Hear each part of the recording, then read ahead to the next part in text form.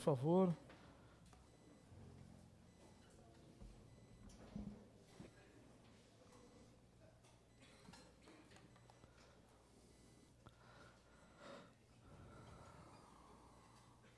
Bom, como eu disse, hoje é a nossa quarta semana, das 5 em que nós vamos falar sobre as doutrinas da graça.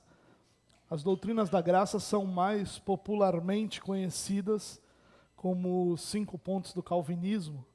Esse nome é bem ruim, né? É um nome pejorativo, na verdade, porque primeiro que atribui a Calvino essa doutrina, e isso não é correto, né? Porque ele não criou essa doutrina. E segundo, que a gente não coloca no devido lugar o que essa doutrina significa para a vida da igreja. Então, doutrinas da graça certamente é uma expressão melhor para essa doutrina. E hoje nós vamos falar, na verdade, nós falamos sobre depravação total, né, que é uma das maneiras da gente enxergar. Aliás, uma das maneiras não, é uma das maneiras da gente falar sobre aquilo que corretamente é a corrupção radical, a ideia bíblica de que a queda afeta o homem na sua totalidade. Então, o homem, apesar de não ser tão mal quanto ele pode ser em todos os momentos, ele vai ter o pecado afetando todas as áreas da sua vida. Não há uma única área da vida do homem que não seja afetada pelo pecado.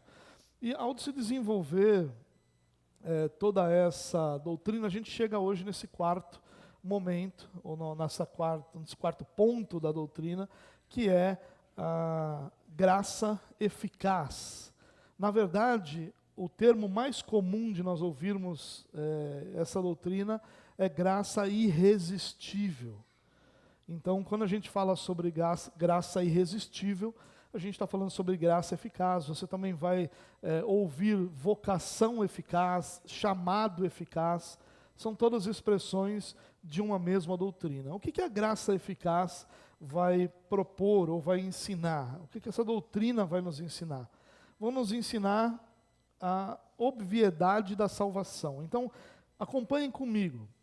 O homem, na sua queda, ele é afetado em todas as áreas da sua vida. Não há uma única área da sua vida que não tenha sido afetada pelo pecado. Mais uma vez, o homem não é totalmente mal, não é na profundidade totalmente mal. O próprio Jesus diz que nós, sendo maus, sabemos dar boas coisas aos nossos filhos. Então é claro que nós somos capazes de atos de bondade. O que a doutrina da corrupção radical vai dizer que é na nossa raiz, em quem nós somos realmente, a corrupção produzida pelo pecado.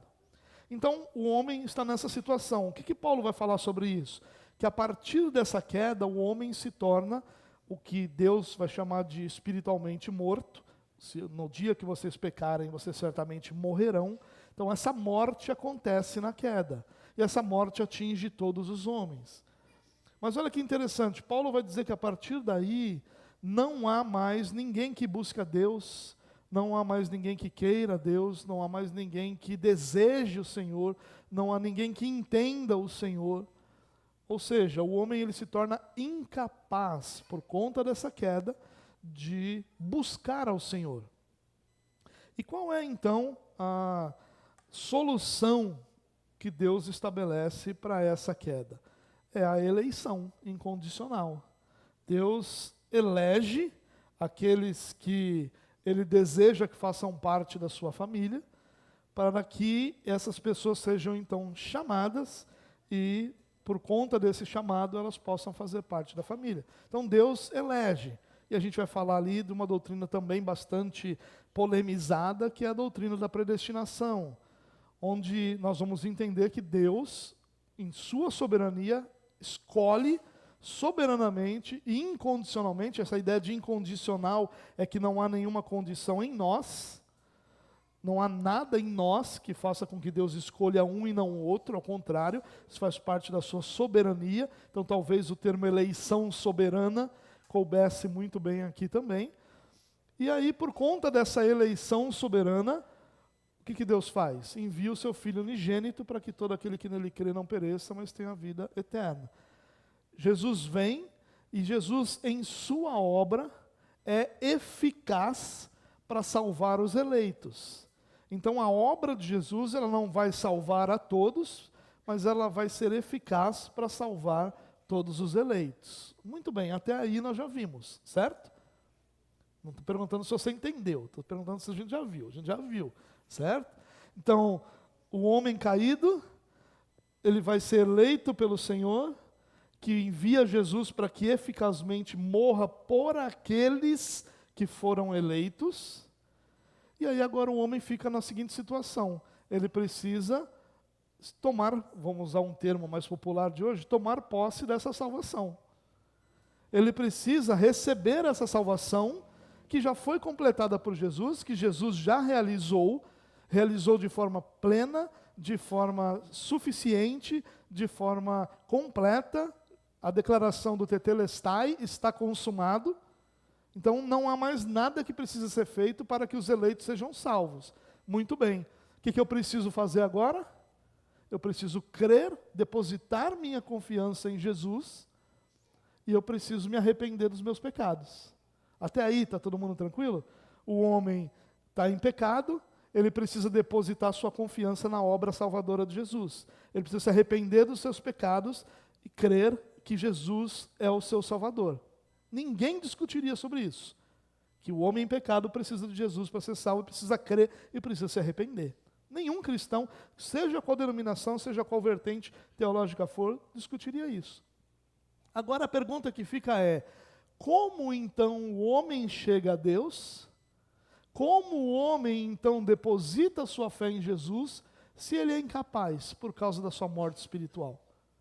Se ele vive morto e escravizado em seus pecados, como é que ele deposita sua fé em Jesus?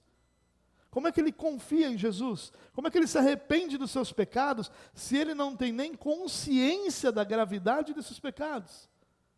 Se ele não consegue nem enxergar que esses seus próprios pecados, que não são necessariamente aqueles pecados escandalosos que nós identificamos facilmente, mas que cada pecado do ser humano afasta o homem de Deus. Como que o homem então recebe essa salvação que foi realizada por Jesus Cristo?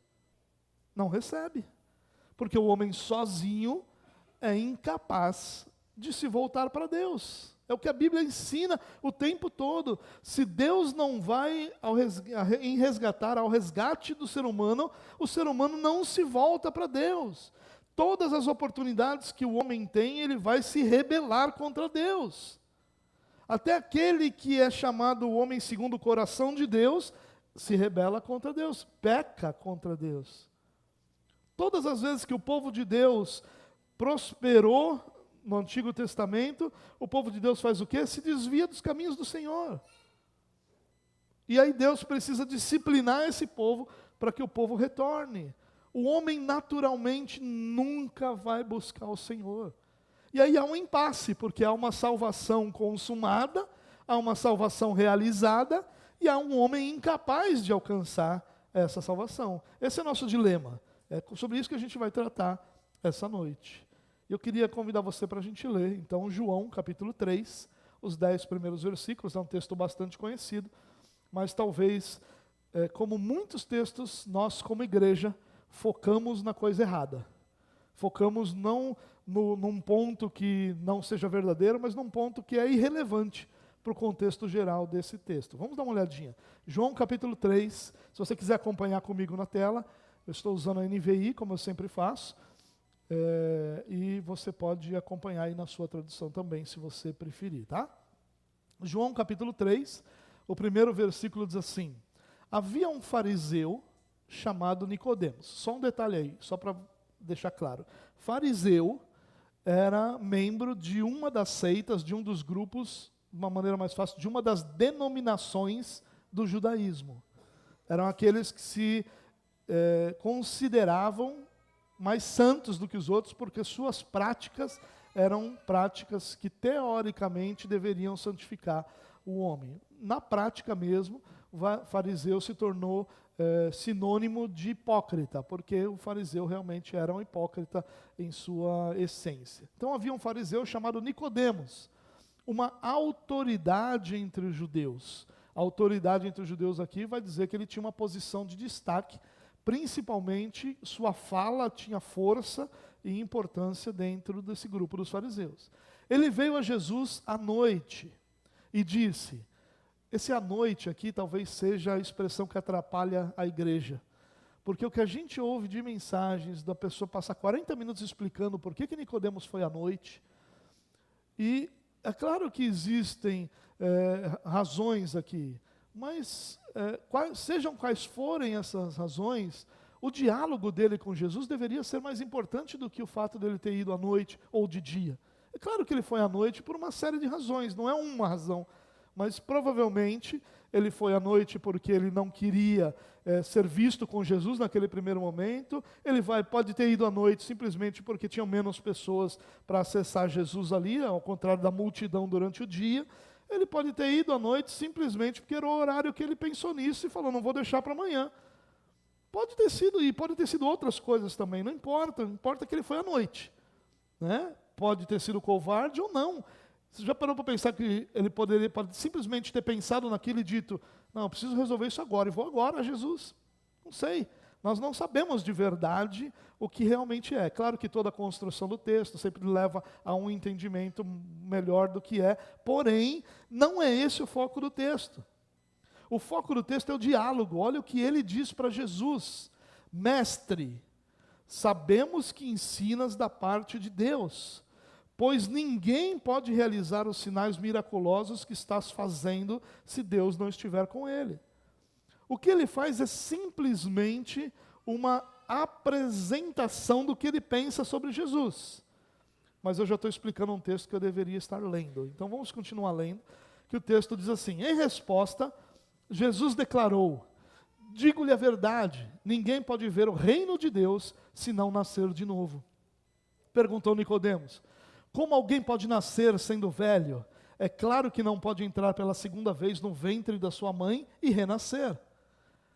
Respondeu Jesus, digo-lhe a verdade, ninguém pode entrar no reino de Deus se não nascer da água e do Espírito. O que nasce da carne é carne, mas o que nasce do Espírito é Espírito.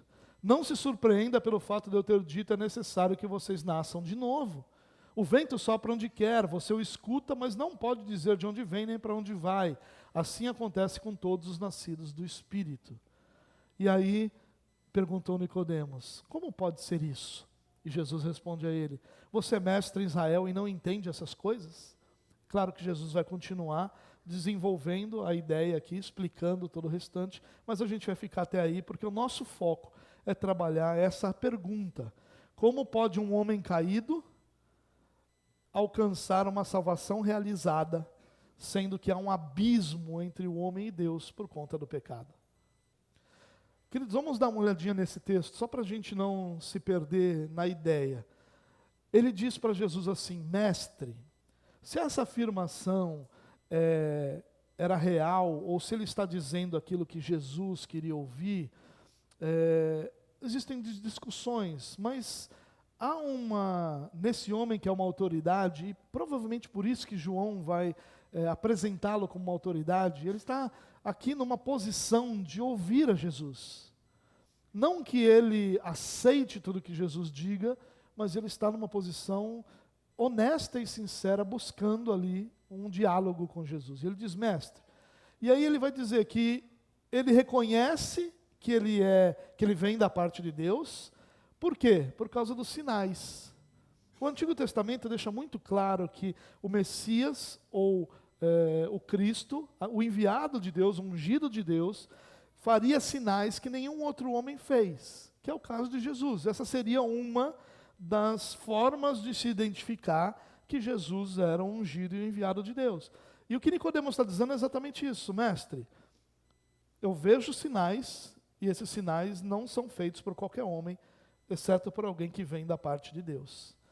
Ali, Nicodemos está declarando que Jesus é alguém que vem da parte de Deus.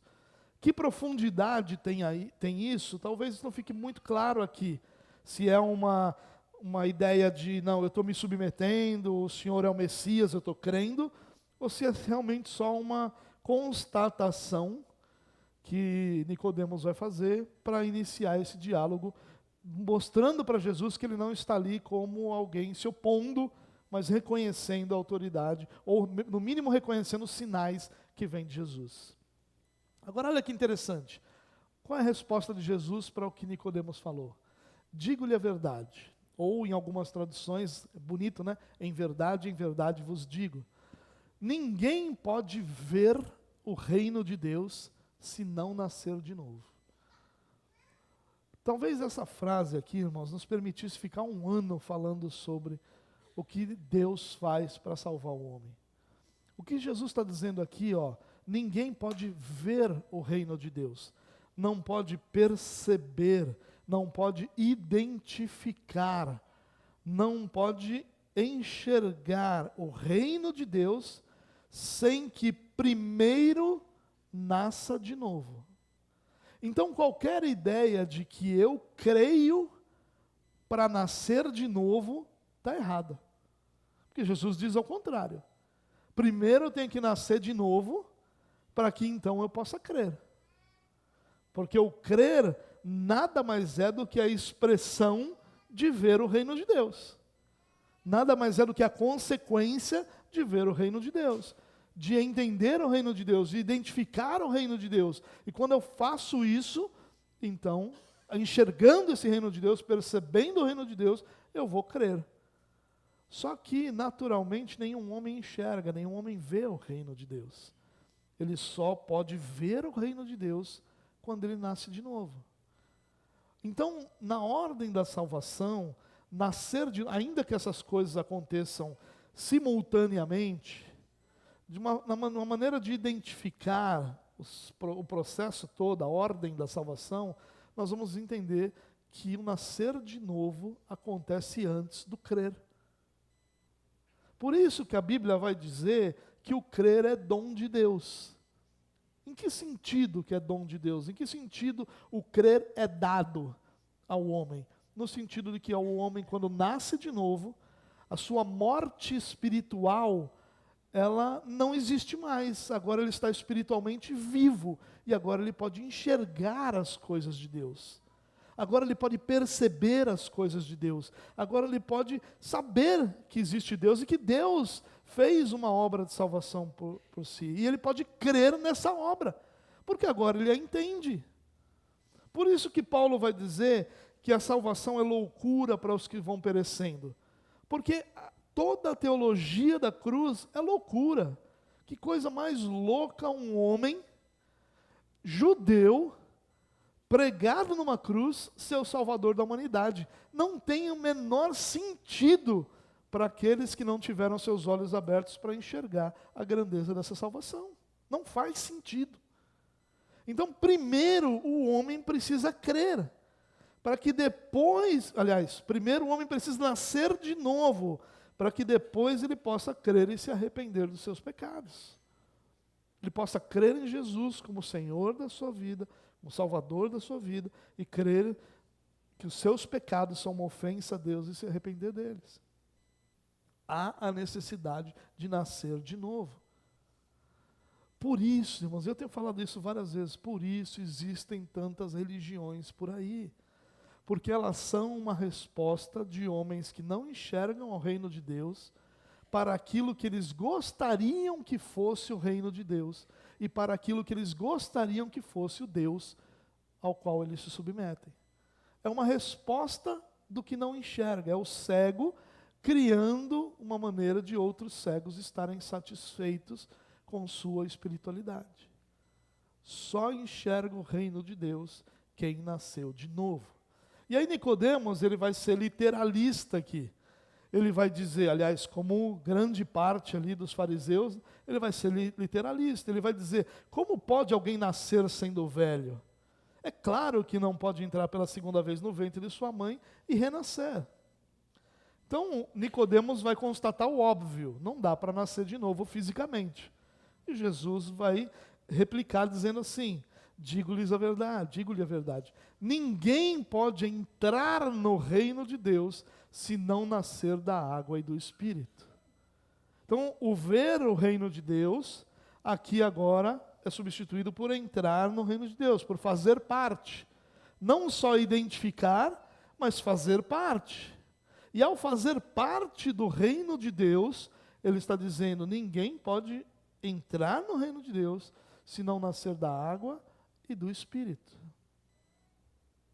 Se não nascer da ação do Espírito Santo de Deus sobre a palavra ouvida. Ninguém pode nascer de novo sem que ouça o Evangelho e tenha esse Evangelho aplicado pelo Espírito Santo em sua vida.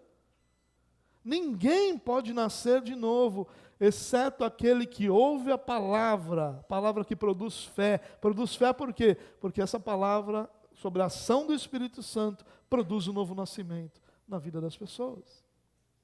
E aí ele vai dizer, o que nasce da carne é carne. Então, o nascimento natural, voltar ao ventre, nascer, isso é carne. Eu não estou falando disso.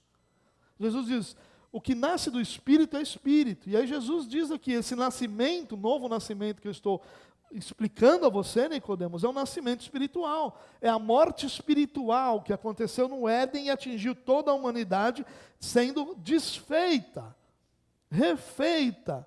Aquela vida espiritual que havia antes da queda, existe novamente. É isso que Jesus está dizendo aqui. E ele diz, olha, não se surpreenda pelo fato de eu ter dito é necessário que vocês nasçam de novo. E aí ele vai dizer, não se surpreenda, porque o vento sopra onde quer. Porque essa é a maneira que Deus estabeleceu para realizar a salvação. Aprove a Deus salvar a humanidade pela pregação do Evangelho de Cristo. Queridos, prestem atenção. O que Jesus está dizendo aqui é, só há salvação para aqueles que o Espírito deu novo nascimento. Só depois de nascer de novo é que nós podemos crer. Por isso que todo esse chamado às pessoas a crerem, eles são importantes, eles são necessários, mas eles não dependem de uma resposta humana. Eles dependem de uma ação do Espírito Santo em dar novo nascimento àqueles que Deus escolheu para si. E como é que isso acontece?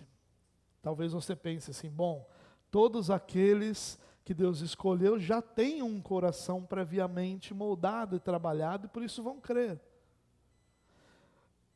Lembra que no começo eu falei que talvez o melhor termo para essa doutrina seja graça eficaz, ao invés de graça irresistível? Porque a ideia de graça irresistível, na cabeça das pessoas, muitas vezes é um Deus que te arrasta para a fé. E muitas pessoas falam isso para mim, quer dizer então que quem Deus escolheu, essa pessoa vai ser salva, ele não tem escolha. Eu falei, não tem escolha. Aliás, deixa eu dizer uma coisa importante aqui, irmãos. Se você crê no livre-arbítrio, você pode ser qualquer coisa menos protestante. Porque o grande protesto era contra a ideia do livre-arbítrio. Porque a ideia do livre-arbítrio é a ideia que esvazia a soberania de Deus. Ainda que nós tenhamos a livre agência ou uma liberdade de parte de Deus para agir até determinados limites impostos pelo próprio Deus, o livre-arbítrio é algo que pertence ao Senhor somente. Só Ele tem liberdade de tomar decisões que não sejam influenciadas pelo pecado. Todas as nossas decisões são influenciadas por uma série de fatores, mas principalmente pelo pecado. Por exemplo, você de repente decide, eu vou usar o meu livre-arbítrio e vou viajar para Nova York. Muito bem. Mas eu não tenho passaporte, eu não tenho visto e eu não tenho dinheiro para passagem. Teu livre-arbítrio vai te levar aonde? Máximo, Vicente Carvalho.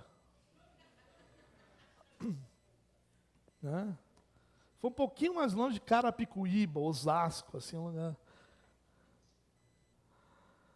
O livre-arbítrio, irmão, não quer dizer nada. O fato de você ter um desejo e de que esse desejo se concretize são coisas completamente diferentes.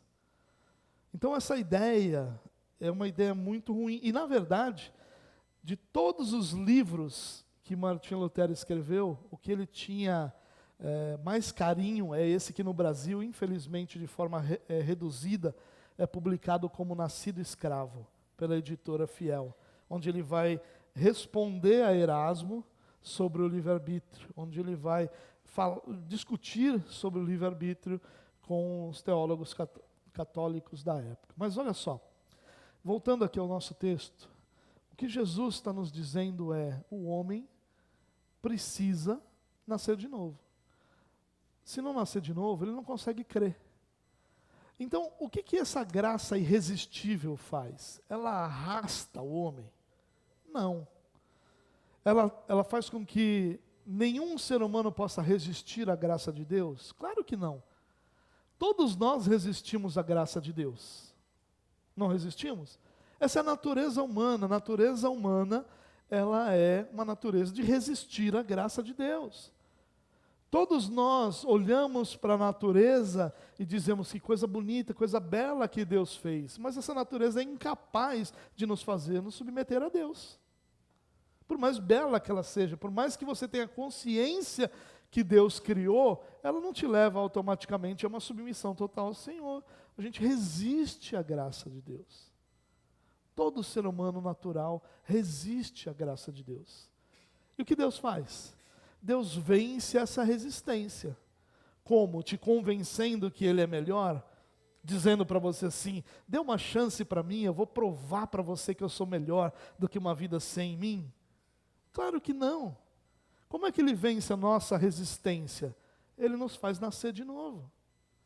O Espírito Santo regenera o nosso espírito morto e escravizado em pecados, para que agora vivo ele possa enxergar a beleza de Jesus.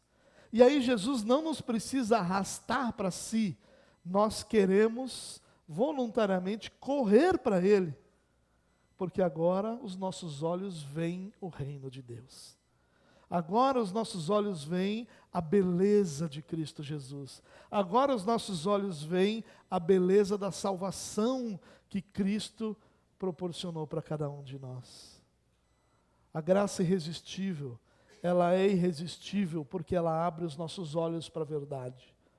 Ela é irresistível porque rompe as barreiras e limitações que o pecado produz em nós e nos dá liberdade para enxergar o que os nossos olhos naturais não podem enxergar, que é a grandeza da salvação do Senhor, que é a grandeza do próprio Senhor. Sabe, queridos, a graça irresistível é aquilo que Jesus vai ensinar quando Ele diz que ninguém pode ir a Jesus se o Pai não o trouxer. O que isso significa?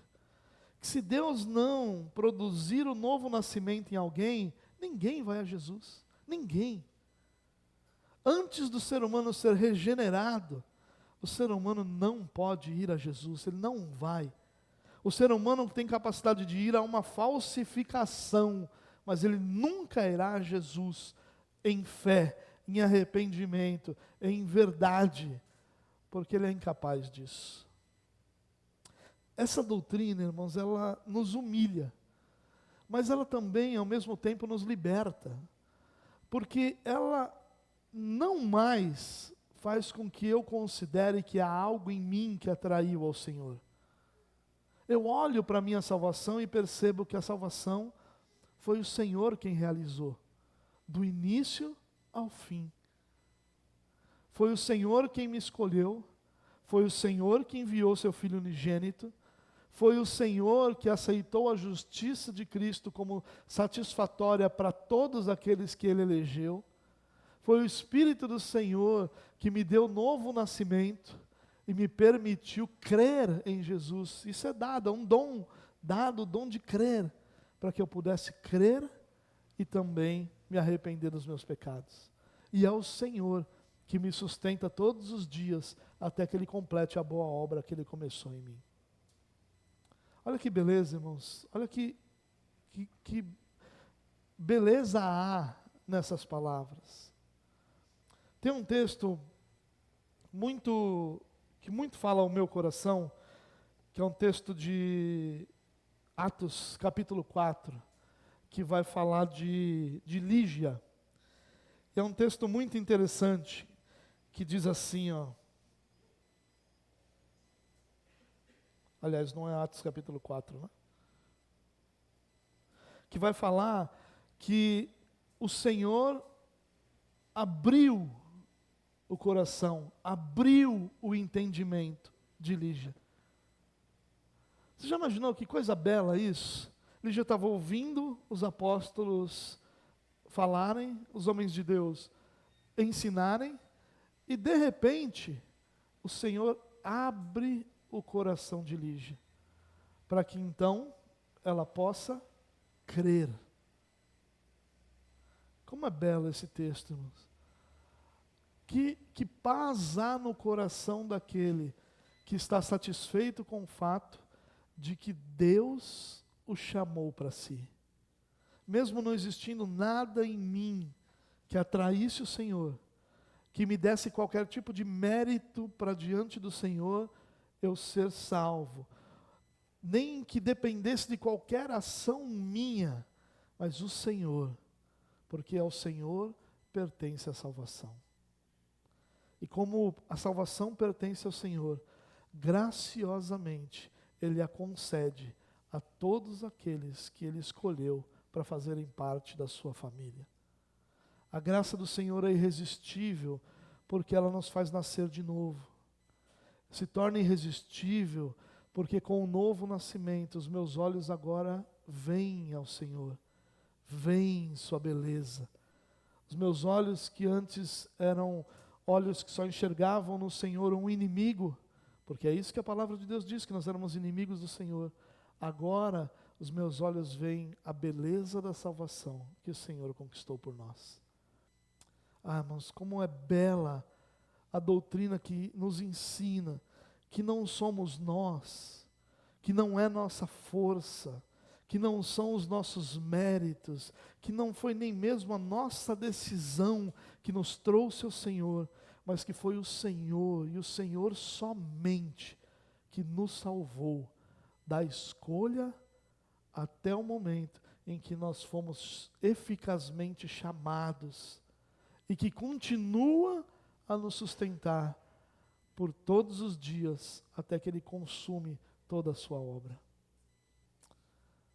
Que paz há no coração daquele que sabe que foi chamado para ser filho, não por outra razão, mas pela única razão de que Deus assim decidiu. Por quê? Eu não sei.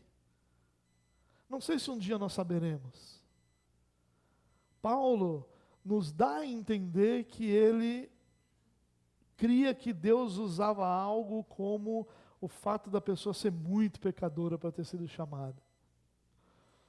Mas isso não quer dizer que Deus usou um critério de quem era pior, de quem era melhor. Claro que não. Deus decidiu em sua soberania por alguma razão, que talvez na eternidade a gente saiba escolher cada um de nós para pertencer a Ele, para sermos seus filhos, para sermos seus representantes nessa terra, para anunciarmos a sua bondade, sua graça, seu amor e sua justiça, para anunciarmos às nações que Ele é Rei, para esperarmos pacientemente o dia que Ele virá, para tornar sua igreja o povo santo e irrepreensível que vai viver diante dEle por toda a eternidade.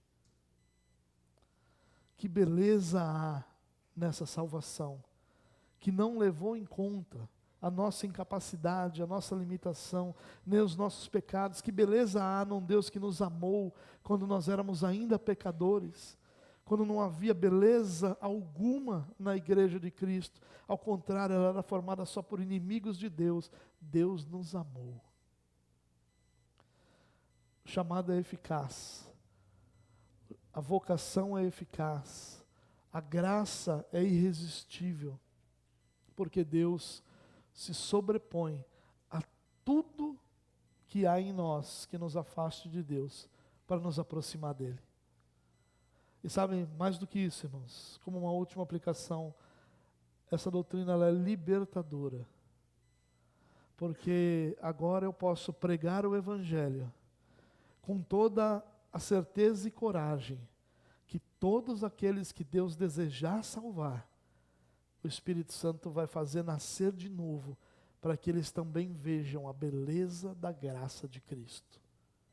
Não depende mais da minha capacidade de convencer, nem do desejo de quem ouve querer a Cristo, mas depende do Espírito Santo, dar novo nascimento àqueles que ouvem a palavra, para que esses se tornem também filhos de Deus. Por isso nós pregamos, e nós continuamos pregando, e continuaremos pregando até os últimos dias da nossa vida, anunciando às pessoas: arrependam-se, porque é chegado o reino de Deus. Se elas enxergarem o reino de Deus, é porque Deus deu a elas novo nascimento. Se elas não enxergarem, nós continuamos pregando, até que Deus as faça ver, até que elas confiem no Senhor, e no Senhor somente, para a sua salvação. Graças a Deus, irmãos, que nós fomos eficazmente chamados. Graças a Deus que Deus se fez irresistível, porque se Deus tivesse deixado a nossa própria escolha, nós nunca escolheríamos Cristo. Mas graças a Deus, quando nós ouvimos arrependam-se, porque é chegado o reino de Deus, Deus abriu os nossos olhos e nós vimos o reino de Deus. E ao crermos, nós entramos no reino de Deus. E entrando no reino de Deus, nós fazemos parte da família de Deus. Use isso, irmão, não como um motivo de arrogância, não como motivo de soberba, não como motivo ou como uma desculpa para o pecado. Ao contrário, use isso como motivo de humildade. Eu não estou aqui porque eu cheguei até aqui. Eu estou aqui porque Deus me trouxe até aqui. Porque se eu tivesse trilhado o caminho da minha própria capacidade, eu estaria em qualquer outro lugar que não esse lugar. Use isso como motivo de paz em seu coração. Não sei porquê, mas Deus decidiu me chamar. Graças a Deus por isso. E use isso como incentivo para você pregar. Eu não sou capaz de convencer ninguém, mas o Espírito Santo de Deus vai fazer enxergar todos aqueles a quem Deus quer salvar. Olha que beleza, irmãos. Olha como é um evangelho livre.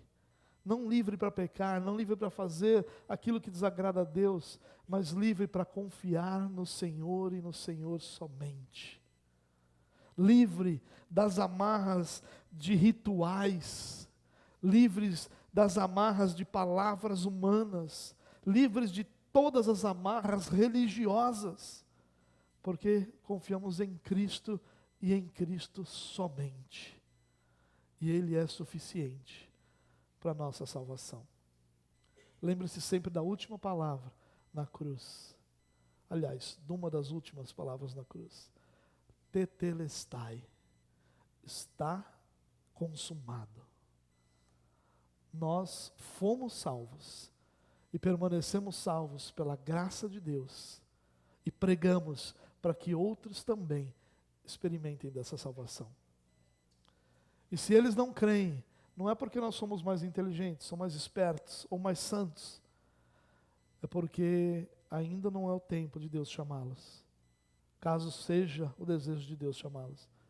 Mas continua sendo o tempo de nós continuarmos pregando, pregando e pregando, até que o último se converta para a glória de Deus.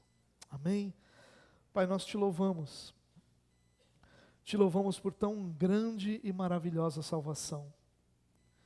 Te louvamos, Deus, porque essa doutrina, apesar de parecer para muitas pessoas que é uma violência ao arbítrio do homem, ao desejo do homem, ela nada mais é do que uma bela e graciosa regeneração que permite que agora nós enxerguemos novamente a beleza do nosso Criador, a beleza do nosso Salvador, a doçura do Espírito de Deus que nos regenerou.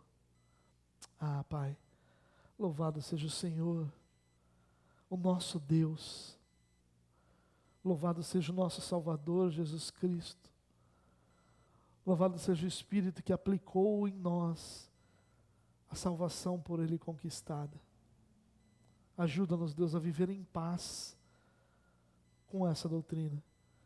Ajuda-nos a não temer o Teu abandono, a não temer o momento em que o Senhor não mais nos ame, porque essa é uma tolice da nossa parte.